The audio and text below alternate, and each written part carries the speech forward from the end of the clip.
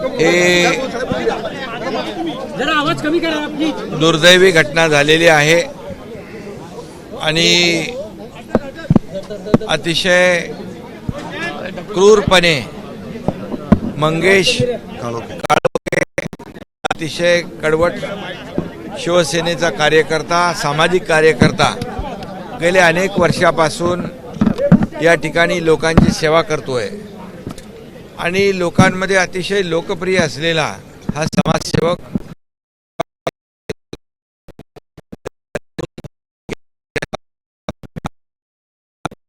पद्धतीने क्रूरपणे त्याची हत्या झालेली आहे आणि ही माणुसकीला काळीमा फासणारी घटना आहे।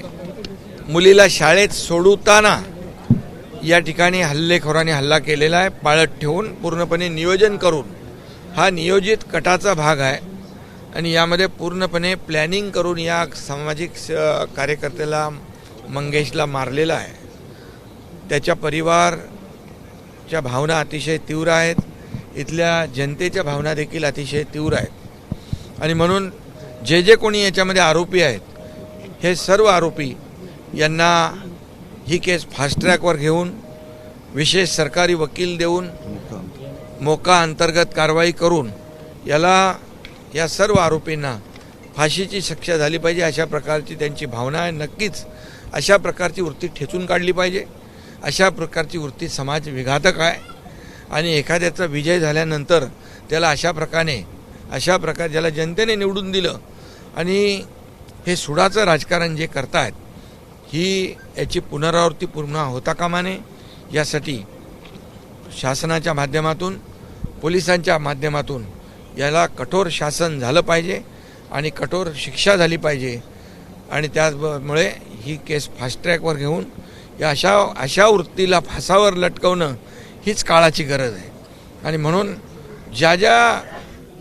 जे लोकांचा याच्याशी या गुन्ह्याशी संबंध असेल या सर्व गुन्हेगारांना पोलीस शोधून काढतील आणि त्यांना फासावर लटकवण्याचं काम देखील या ठिकाणी न्यायालयामध्ये तशा प्रकारची केस हे करून या परिवाराला आणि या समाजसेवकाला न्याय देण्याचं काम न्यायदेवता करेल। सर, अशा प्रकरणामध्ये राष्ट्रवादीच्या नेत्याचंच नाव महाराष्ट्रामध्ये पुढे येत आहे।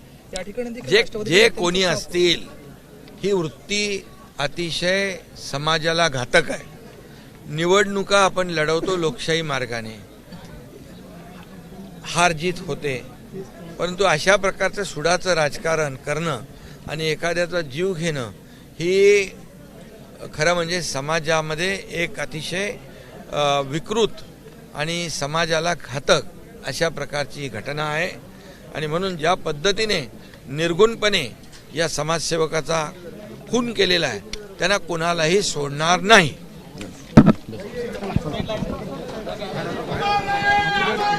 चल चल चल बाहेर